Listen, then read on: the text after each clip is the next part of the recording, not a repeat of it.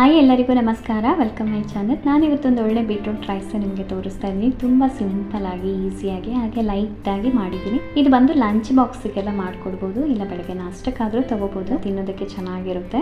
ಬಂದು ಲಂಚ್ ಬಾಕ್ಸಿಗೂ ನೀವು ಮಾಡ್ಬೋದು. ಅಂದರೆ ಸಿಂಪಲ್ ಆಗಿ ಈ ರೀತಿ ಬೀಟ್ರೂಟ್ ರೈಸು, ಕ್ಯಾರೆಟ್ ರೈಸು, ಈ ರೀತಿ ವೆಜಿಟೇಬಲ್ ರೈಸ್ಗಳನ್ನ ಸಿಂಪಲ್ ಆಗಿ ನೀವು ಮಾಡಿಕೊಟ್ರೆ ಲಂಚ್ ಬಾಕ್ಸಿಗೆ, ಅಂದರೆ ಇದು ತುಂಬ ಖಾರ ಎಲ್ಲ ಹಾಕದೆ ಲೈಟಾಗಿ ಮಾಡಿದ್ದೀನಿ. ಒಂದು ಮಕ್ಕಳಿಗೆ ಲಂಚ್ ಬಾಕ್ಸಿಗೆ ಮಾಡಿಕೊಡೋ ರೀತಿಯಲ್ಲಿ ಮಾಡಿದ್ದೀನಿ. ಇದೇ ಮೆಥಡಲ್ಲಿ ಮಾಡಿದ್ರೆ ತುಂಬ ಖಾರ ಆಗಲ್ಲ, ಸ್ಟ್ರಾಂಗ್ ಇರಲ್ಲ, ಲೈಟ್ ಆಗಿ ತಿನ್ನೋದಕ್ಕೆ ಲಂಚ್ ಬಾಕ್ಸ್ಗೆ ಚೆನ್ನಾಗಿ ಮ್ಯಾಚ್ ಆಗುತ್ತೆ. ಇದನ್ನು ಯಾವ ರೀತಿ ಮಾಡೋದು, ಏನೆಲ್ಲ ಬೇಕು, ಯಾವ ರೀತಿ ಮಾಡಿದ್ರೆ ಟೇಸ್ಟ್ ಆಗಿರುತ್ತೆ ಅಂತ ನೋಡೋಣ ಬನ್ನಿ. ಫ್ರೈ ಪ್ಯಾನ್ ಇಟ್ಕೊಂಡಿದ್ದೀನಿ.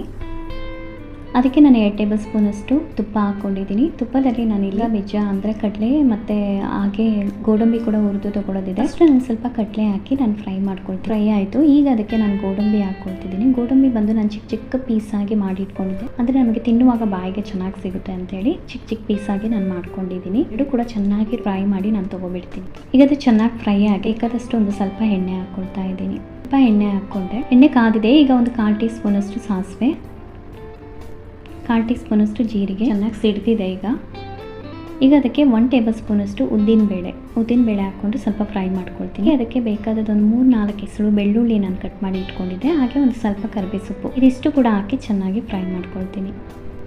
ಅದಕ್ಕೆ ಒಂದು ಹಸಿಮೆಣಸನ್ನು ನಾನು ಈ ರೀತಿ 4 ಭಾಗವಾಗಿ ಕಟ್ ಮಾಡಿ ಇಟ್ಕೊಂಡಿದ್ದೆ, ಅದು ಕೂಡ ಹಾಕಿ ಫ್ರೈ ಮಾಡಿಕೊಂಡೆ. ಹಾಗೆ ಒಣಮೆಣಸು ಈ ರೀತಿ ಚಿಕ್ಕ ಚಿಕ್ಕಕ್ಕೆ ಕಟ್ ಮಾಡಿ ಇಟ್ಕೊಂಡಿದ್ದೆ, ಒಂದು 5-6. ನಾನು ಖಾರ ಕಡಿಮೆನೇ ಹಾಕ್ತಾ ಇದ್ದೀನಿ.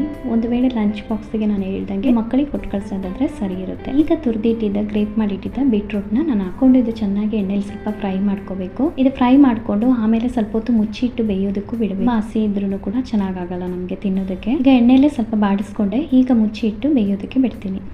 ಈಗ ಬೆಂದಿದೆ ಸ್ವಲ್ಪ. ಈಗ ಓಪನ್ ಮಾಡಿದ್ದೀನಿ.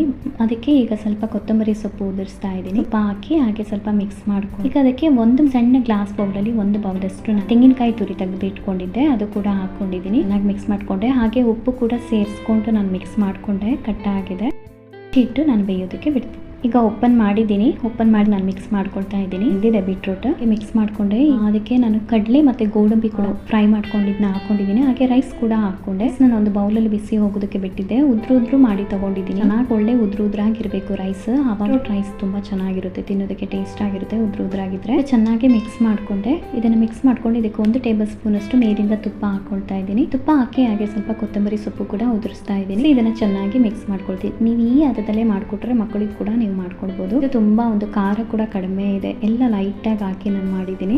ಈ ಮೆಸಲ್ಲಿ ನೀವು ಮಾಡಿಕೊಟ್ರೆ ಇಷ್ಟಪಟ್ಟು ತಿಂತಾರೆ. ಸ್ವಲ್ಪ ಹೊತ್ತು ಮುಚ್ಚಿ ಇಟ್ಟು ಅದು ಸೆಟ್ ಆಗೋದಕ್ಕೆ ಬಿಟ್ಟಿದ್ದೆ. ಯಾಕಂದ್ರೆ ಬೀಟ್ರೂಟು ತೆಂಗಿನಕಾಯಿ ತುರಿ ಎಲ್ಲ ಹಾಕಿದ್ವಲ್ಲ, ಹಾಗಾಗಿ ಅದ್ರ ಜೊತೆ ಚೆನ್ನಾಗಿ ಅನ್ನ ಸೆಟ್ ಆಗೋದಕ್ಕೆ ಬಿಟ್ಟಿದ್ದೆ. ಚೆನ್ನಾಗಿ ಸೆಟ್ ಆಗಿದೆ. ಈಗ ಬೀಟ್ರೂಟ್ ರೈಸ್ ರೆಡಿ ಆಗಿದೆ. ಈಗ ನಾನು ಗ್ಯಾಸ್ ಬಂದ್ ಮಾಡ್ಕೊಳ್ತಾ ಇದ್ದೀನಿ. ಒಂದು ಪ್ಲೇಟಿಗೆ ಸರ್ವ್ ಮಾಡ್ಕೊಳ್ತಾ ಇದ್ದೀನಿ.